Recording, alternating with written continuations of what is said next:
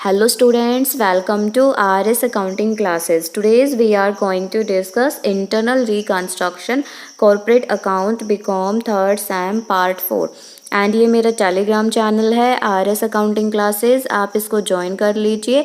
यहाँ पर आपको आने वाले वीडियोस की अपडेट्स मिलती रहेंगी। इसके अलावा study material, syllabus PDF, sample papers, previous year papers वो आपको यहाँ पे अवेलेबल हो जाएंगे। So please join it. Previous videos में हमने जो इंटरनल रिकंस्ट्रक्शन की थ्योरी है एंड जो इलस्ट्रेशन है, जर्नल एंट्री हमने कर ली थी कि कैसे जर्नल एंट्रीज को करना है। आज के लेक्चर में हम बात करेंगे कि जो बैलेंस शीट है वो कैसे बनानी है। इलस्ट्रेशन 1 में बैलेंस शीट गिवन है विपुल लिमिटेड की एज एट 31 मार्च 2012 को। फिर जो रिकंस्ट्रक्शन की स्कीम को अडॉप्ट किया गया एंड उसके बाद हमें जर्नल एंट्रीज करनी थी और बैलेंस शीट को प्रिपेयर करना था। जर्नल एंट्रीज कैसे होंगी ये मैंने प्रीवियस वीडियोस में बता दिया है, एक बार आप वो वीडियोस को देख लेना, उसके बाद जो आप बैलेंस शीट की वीडियो है वो देखना। तो बैलेंस शीट कैसे बनाएंगे, तो सबसे पहले आपने बैलेंस शीट का फॉर्मेट रेडी करना है। कैपिटल लेटर्स में लिखोगे balance sheet of Vipul limited, जिस भी कंपनी की है उसका नेम आ जाएगा। फिर आपने लिखनी है डेट, किस डेट को वो बैलेंस शीट बनाई गई है, एज एट 31 मार्च 2012 को। फिर हम परफॉर्मा रेडी करेंगे, particulars, note number, amount and amount. जो बैलेंस शीट बनानी है बहुत ही ईजी है। हमें जो क्वेश्चन वाली बैलेंस शीट को देख देख के आंसर वाली जो बैलेंस शीट है वो हमारी बन जाएगी। देखो क्वेश्चन वाली बैलेंस शीट में देखो कैसे बनाया हुआ है। सबसे पहला हेड क्या है, इक्विटी एंड लाइबिलिटीज़ का। उसके अंडर क्या है, शेयर होल्डर्स फंड, और शेयर होल्डर्स के अंडर क्या है, शेयर कैपिटल। यहाँ पे कैसे दिखाया हुआ है कि 3000 के 5% प्रेफरेंस शेयर्स हैं 100 रुपीज़ का ईच, और 6000 के इक्विटी शेयर्स है 100 रुपीज़ का ईच, ऐसे दिखाया हुआ है। लेकिन जो आंसर वाली बैलेंस शीट आएगी उसमें हम क्या करेंगे, जो शेयर कैपिटल है, चाहे वो इक्विटी हो प्रेफरेंस हो, दोनों को एक साथ दिखाएंगे। और जो प्रेफरेंस शेयर कैपिटल थी वो कितनी होगी अब हमारी, 5% प्रेफरेंस शेयर कैपिटल है, 75 रुपीज़ का ईच है, 2,25,000 की। अब ये न्यू कैपिटल है, इसको हम लेंगे। और इक्विटी शेयर कैपिटल 40 रुपीज़ का एक शेयर हो चुका है, अमाउंट आएगी 2,40,000। अब जो न्यू कैपिटल है उसको तो हम दिखाएंगे नोट्स टू अकाउंट में। शेयर कैपिटल 6000 के इक्विटी शेयर्स, 40 रुपीज़ का इज फुल्ली पेड 2,40,000, और 3000 के 5% प्रेफरेंस शेयर्स 75 का ईच 2,25,000। तो टोटल शेयर कैपिटल हमारे पास होगी 4,65,000, और यही आ जाएगी बैलेंस शीट में। Share capital note number 1 4,65,000। अब इस एंट्री में हमारे पास आया था कैपिटल रिजर्व, और कैपिटल रिजर्व की वैल्यू है 3000। कैपिटल रिजर्व को किस हेड के अंदर दिखाएंगे, रिजर्व एंड सरप्लस में। नोट्स टू अकाउंट में तो ये आ जाएगा reserve and surplus, second note है कैपिटल रिजर्व 3000, और यहाँ पे रिजर्व एंड सरप्लस 3000, दोनों को ऐड करके लिख दिया हमने 4,68,000। अब हम क्वेश्चन वाले बैलेंस शीट पे जाते हैं। अब नेक्स्ट क्या है, प्रॉफिट एंड लॉस का जो बैलेंस, ये लॉस का बैलेंस गिवन था, इसको हम राइट ऑफ कर चुके हैं, तो अब ये नहीं आएगा न्यू बैलेंस शीट में। फिर क्या है, नॉन करंट लाइबिलिटीज़, और इसमें क्या है, डिबेंचर्स। बट जो डिबेंचर्स की जो पेमेंट थी, डिबेंचर होल्डर को जो हमने पेमेंट थी वो कर दी थी। डिबेंचर होल्डर्स की जो सेटलमेंट है वो इन्वेंट्री के थ्रू, और जो ट्रेड रिसीवेबल्स और जो रिमेनिंग अमाउंट है वो रिकंस्ट्रक्शन अकाउंट में, तो इनका जो क्लेम है वो सेटिस्फाई हो चुका है। तब हमारे पास जो डिबेंचर है वो नहीं है। बैंक लोन 1,50,000 का है, ये आ जाएगा, और ये किस हेड के अंदर आएगा, नॉन करंट लाइबिलिटीज़ में, लॉन्ग टर्म बोरोइंग्स के नेम से। Note number 3 1,50,000। फिर नोट्स टू अकाउंट में इसको शो कर देंगे। Third note, long term borrowings bank loan 1,50,000। अब फिर से क्वेश्चन वाली बैलेंस शीट पे जाएंगे। आगे क्या है, करंट लाइबिलिटीज़, और इसमें क्या है, ट्रेड पेबल्स। जो ट्रेड पेबल्स हैं वो आ जाएंगे हमारे current liabilities, trade payable 75,000, same to same.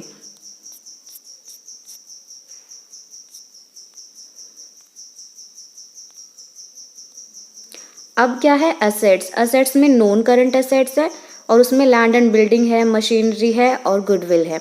Goodwill को तो हम कंप्लीटली राइट ऑफ कर चुके हैं, तो ये तो नहीं आएगी।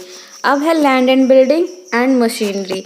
जो लैंड एंड बिल्डिंग की वैल्यू थी वो इंक्रीज हो गई थी, एप्रिशिएट हो गई थी 90,000 से। तो 3 लाख की तो लैंड एंड बिल्डिंग हमारी पहले है, 90,000 की एप्रिसिएशन हुआ, तो टोटल अमाउंट कितना आ जाएगा, 3,90,000। तो फोर्थ जो नोट बना हमारा फिक्स्ड असेट का, उसमें लैंड एंड बिल्डिंग की वैल्यू होगी 3,90,000। अब मशीनरी, मशीनरी की वैल्यू कितनी है, 4,50,000। लेकिन हम जो 1,50,000 है वो राइट ऑफ कर चुके हैं, तो 4,50,000 में से 1,50,000 को लेस करा तो जो मशीनरी की वैल्यू कितनी आ गई, 3 लाख। तो टोटल हो गया फिक्स्ड असेट का 6,90,000। और ये हम बैलेंस शीट में दिखा देंगे, असेट्स नॉन करंट असेट्स के under fixed asset, fourth note 6,90,000। Current assets में क्या है, इन्वेंट्रीज है, ट्रेड रिसीवेबल्स है। इनको हम मतलब इनको राइट ऑफ कर चुके हैं डिबेंचर्स के जो क्लेम को सेटिस्फाई करने के लिए, तो ये अब नहीं आएंगे। कैश एंड बैंक का बैलेंस है हमारे पास कितने का, 7,500। अब हम क्या करेंगे, जितनी भी जर्नल एंट्रीज है सब में चेक करेंगे कि बैंक कहाँ पे डेबिट है और बैंक कहाँ पे क्रेडिट है। जिस एंट्री में बैंक डेबिट हुआ है वो तो कैश एंड बैंक के बैलेंस में प्लस हो जाएगा, जहाँ पे बैंक क्रेडिट हुआ है वो माइनस हो जाएगा। तो फर्स्ट एंट्री में नहीं है, सेकंड में भी नहीं है, थर्ड में भी नहीं है, फोर्थ में है, reconstruction account debit to bank. तो बैंक क्रेडिट हुआ है और कैश एंड बैंक का बैलेंस था 7,500, उसमें से लेस कर देंगे 4,500, तो हमारे पास कितना आया, 3,000।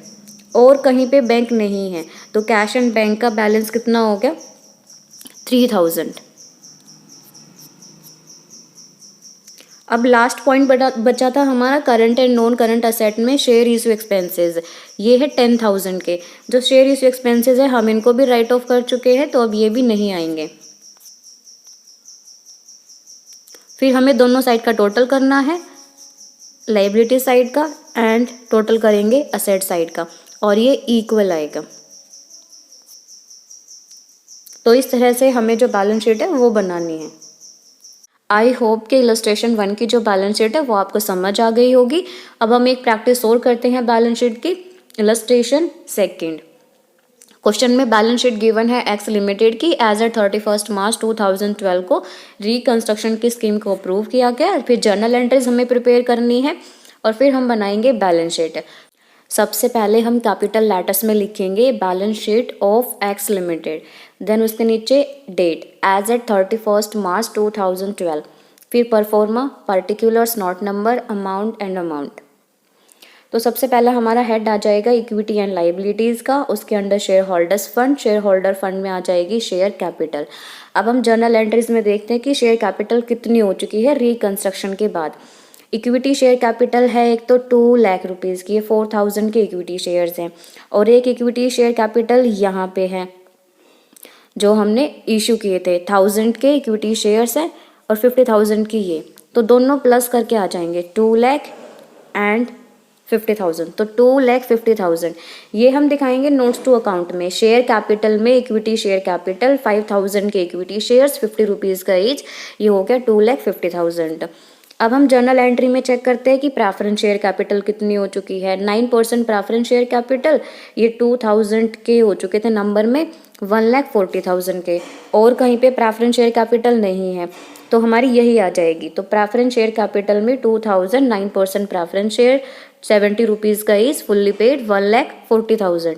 तो टोटल कैपिटल होगी हमारे पास शेयर कैपिटल 3,90,000 की। बैलेंस शीट में जो शेयर कैपिटल का अमाउंट आ जाएगा 3,90,000 और नोट नंबर हो गया 1।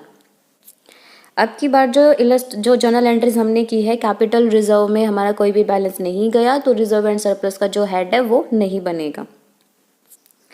उसके बाद क्या है हमारे पास, प्रॉफिट एंड लॉस का बैलेंस, ये हम राइट ऑफ कर चुके हैं तो ये नहीं आएगा। नॉन करंट लाइबिलिटीज़ में 6% के डिबेंचर्स हैं 2 लाख, और इसमें से जो डिबेंचर्स की वैल्यू है वो रिड्यूस हो गई, कितने रुपीज़ से? 40,000 से। तो अब हमारे पास जो डिबेंचर्स बचे कितने के? 1,60,000 के। तो नोट नंबर सेकंड में long term borrowing 6% debentures 2 lakh में से लेस कर दिया 40,000, जो वैल्यू रिड्यूस होगी। तो अब हमारे पास डिबेंचर हैं 1,60,000 के। ये आ जाएंगे बैलेंस शीट में नॉन करंट लाइबिलिटीज़ में long term borrowings note number second 1,60,000। अब क्या है? Current liabilities. Trade payables. Trade payables 2 lakh rupees के हैं। ट्रेड पेबल्स का कुछ भी नहीं हुआ तो ये सेम टू सेम आ जाएंगे। करंट लाइबिलिटीज़ में ट्रेड पेबल्स 2 लाख, और फिर हम जो लाइबिलिटी साइड का टोटल है वो कर देंगे, ये आ जाएगा 7,50,000। अब हमारा जो सेकंड हेड है वो स्टार्ट होगा एसेट्स। एसेट्स में सबसे पहले क्या है? Non current assets. Non current assets में लैंड एंड बिल्डिंग है 1,40,000 की, और जो लैंड एंड बिल्डिंग की वैल्यू है वो एप्रिशिएट होगी थी 14,000 से। तो थर्ड नोट बनाएंगे टेंजिबल एसेट्स का, वो एसेट्स जिनको हम देख सकते हैं, छू सकते हैं। तो लैंड एंड बिल्डिंग 1,40,000 की थी क्वेश्चन वाली बैलेंस शीट में, इंक्रीमेंट हुआ 14,000 का, वो ऐड करा तो अब ये होगी 1,54,000। उसके बाद है plant and machinery. Plant and machinery 1,50,000 है। प्लांट एंड मशीनरी का कुछ भी नहीं हुआ तो वो सेम टू सेम आ जाएगी 1,50,000 की। उसके बाद है गुडविल। गुडविल इंटेंजिबल एसेट है बट इसको हम राइट ऑफ कर चुके हैं तो ये नहीं आएगी। पेटेंट राइट्स 40,000 के, ये भी हमारे लिए क्या है? इंटेंजिबल एसेट है। और पेटेंट कितने राइट ऑफ हुए थे? सिर्फ 24,000 के।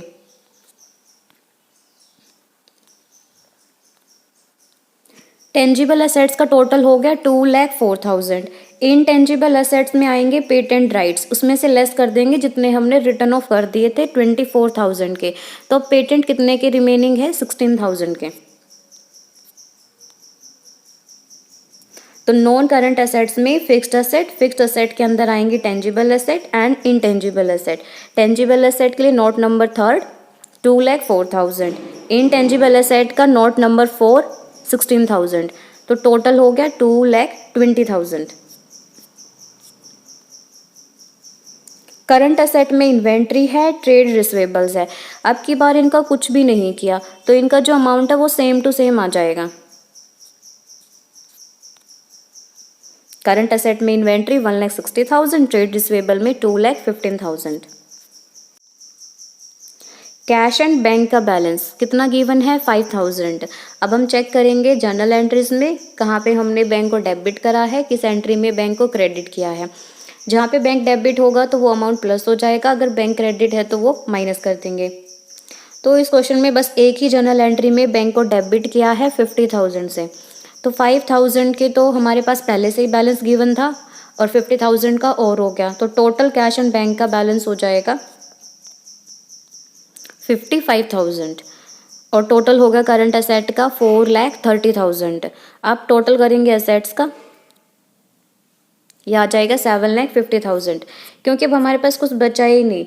यहाँ पे करंट और नॉन करंट एसेट में share issue expenses and discount on issue of debentures हैं, ये हमारी फिक्टिशियस एसेट है, इनको हम राइट ऑफ कर चुके हैं। एसेट का टोटल किया 7,50,000 और इस तरह से हमारी जो बैलेंस शीट है वो कंप्लीट हो जाएगी। ऐसे ही आपने हर एक क्वेश्चन की जो बैलेंस शीट है वो क्वेश्चन वाली बैलेंस शीट को देख देख के ही बनाना है, ठीक है। बहुत ही इजी है बैलेंस शीट को बनाना। और सबसे पहले आपको जर्नल एंट्रीज में भी ध्यान रखना है कि इनके साथ हमने ट्रीटमेंट किया, कोई एडजस्टमेंट हुई है ट्रेड रिसीवेबल के साथ, इन्वेंट्री के साथ, जो प्रेफरेंस शेयर कैपिटल है, इक्विटी शेयर कैपिटल है, कैपिटल रिजर्व का बैलेंस है या फिर नहीं है। अगर कैपिटल रिजर्व का बैलेंस हुआ तो आपको रिजर्व एंड सरप्लस का जो हेड है वो बनाना पड़ेगा। अगर कैपिटल रिजर्व में ट्रांसफ़र नहीं हुआ बैलेंस तो आप नहीं बनाओगे उसको। तो इस तरह से आप जो बैलेंस शीट है उसको प्रिपेयर कर लोगे। आई होप कि अब आपको जो बैलेंस शीट है वो आ गई होगी। आज के लेक्चर में बस इतना ही। Thanks for watching. Like share and subscribe. Bye bye.